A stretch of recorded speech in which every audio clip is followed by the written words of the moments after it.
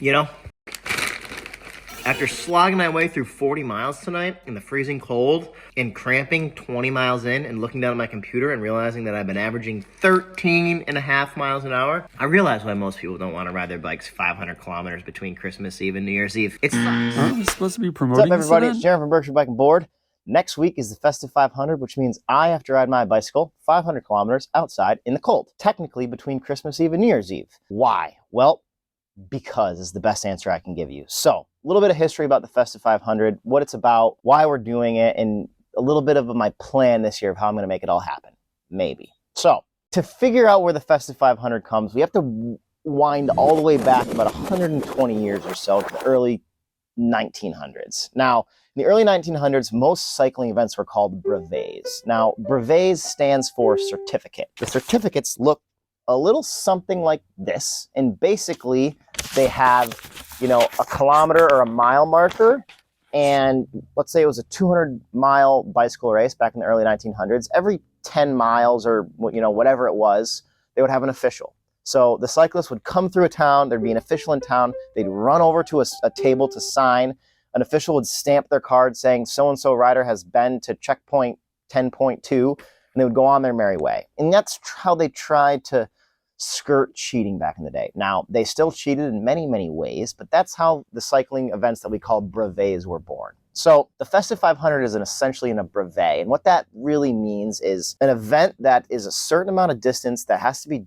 covered in a certain amount of time. They're not races, they're actually pass or fail events, and the Festive 500 is no different. So back in 2009, a guy by the name of Graham Rayburn decided that he wanted to ride his bicycle from Christmas Eve to New Year's Eve, 1,000 kilometers. Now, Graham was not sure, is one of the lead designers over at Rafa. So he decided that during his, holiday, he was going to ride his bike 1,000 kilometers. He didn't exactly account for the nasty weather and snow that he was going to account for, but he figured he would give it his best shot. Fast forward 8 days, he had finished the event and decided that it was way too challenging and was going to organize things a little bit differently the following year. Year one, formally, of the Festive 500 was in 2010. He put it out to his group of merry pranksters, cyclists in the area, I believe in Britain, and 94 riders signed up. It was another windy, snowy, cold year, but Graham eventually finished the ride that year as well, and it went on to become kind of a legendary event in the cycling community. Rafa kind of picked it up as something that they put a lot of advertising into, and this year, 13 years later, I just looked this morning on Strava, and 166,000 people are signed up for this year's event. So clearly it's grown massively in participation, which is exactly what we like to see in cycling events. Again, overview, 500 kilometers, you have from 12:01 a.m. on Christmas Eve until 11:59 and 59 seconds on New Year's Eve. So, quick bike stuff. What am I going to ride this year? This year, I'm going to ride this handy-dandy Cervelo Aspero 5. It is not exactly the perfect bicycle for a randoneering style event or a brevet because it's pretty aero. And when I say aero, I mean I'm pretty assuming the position, if you will. This is a slow ride. I end up averaging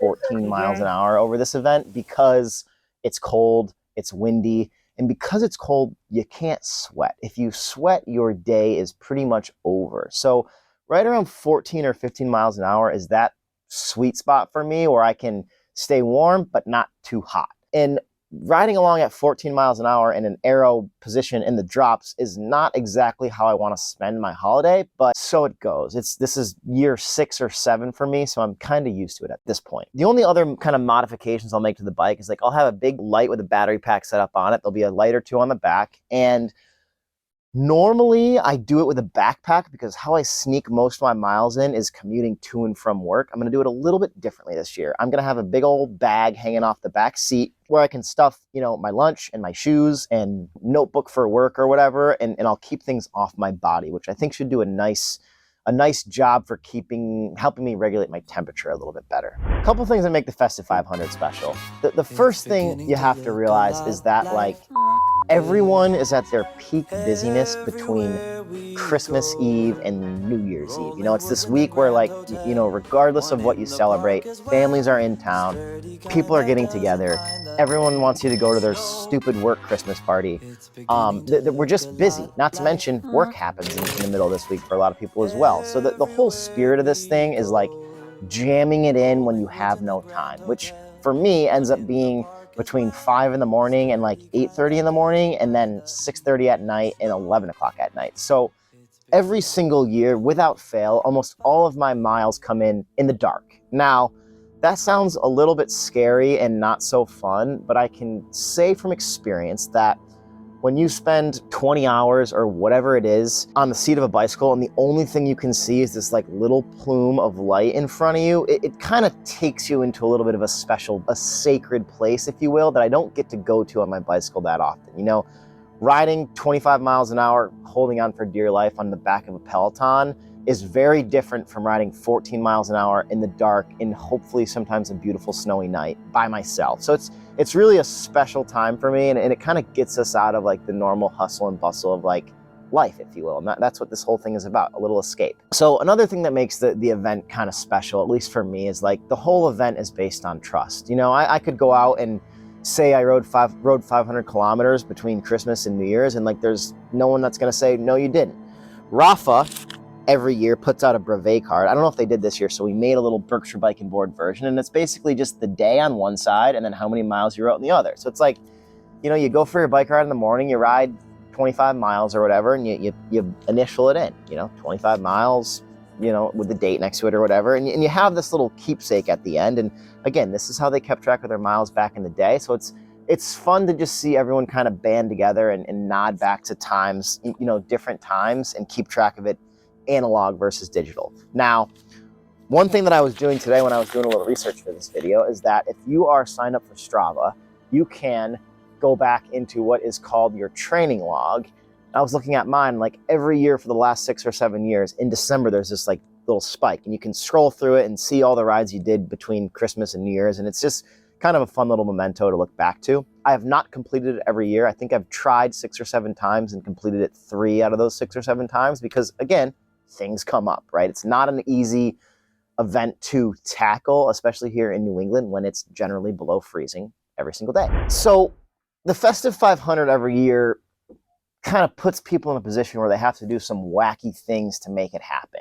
A lot of people start as early as they can on Christmas Eve, or they end up doing like a 200-mile ride on the middle of the week whenever there's one nice day in the middle of the week. Like, everyone has their own strategy. Generally, my strategy has been to pack my bag with my clothes for work, ride to work 20 or so miles, work all day, repack my bag, ride home 20 or 30 miles if I have time to tack on a few extra miles. To make it perfectly in 8 days, it's 38.75 miles a day. But what I've found over the years is that when you do it in little like 20 or 30 mile pieces, because it's cold and there's so much gear and kit and lights that need to be charged that go into it, you end up spending an hour before and after every single ride just getting ready and then getting warm. So I think what I'm going to do this year is try to do it in a few longer rides. The weather also looks pretty good this year. So, you know, 5 hours on the bike in one clip doesn't seem unrealistic, whereas in the past it's been challenging. Quick little story about 2 friends of mine, Leo and Jason, pretty much my Festive 500 sidekicks every year. One year they forgot to tell me that they had a trick planned up their sleeve. So I wake up in the morning on Christmas Eve, and let's say in the afternoon at some point I go to check my Strava, and Jason and Leo have 130 miles clocked already. How? Well, they woke up at 12:01 in the morning, got on their bicycles in the middle of the winter. Leo had a freezer bag, or like a hot bag, on the front rack of his bicycle filled with a chicken pot pie and about a dozen hot sweet potatoes wrapped in aluminum foil, and they made their way down Route 7 all the way up to Bennington, Vermont, turned around and rode back for about 130 miles. So they had quite the jump on me that year. Things like that, little tricks to kind of get your friends fired up to go make this thing happen is what this event is all about. And what it's really all about, the whole conclusion about this video is that like the whole time you end up embarking on this challenge, you're uncomfortable, right? It's just the fact of the matter. It's cold.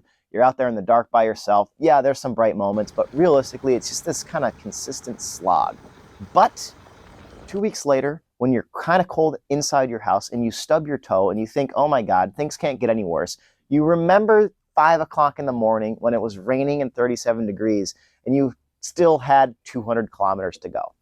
I'm going to end with a short quote by Gary Dumbill. I've normally got my head down, grinding out a good average speed, but with the condition being a bit sketchy, I slowed down and lifted my head up. It turns out the English countryside is actually quite pretty. That really sums it up for me. It's like most of the time for me, my cycling is spent, again, hanging on to the back of the Peloton at 25 miles an hour. This is a time to sit up, smell the grass, if you will, and enjoy the moment. So if you like what you saw here, give us a thumbs up, hit the subscribe button, and like I always say, round up for distance, round down for time. Thanks for watching.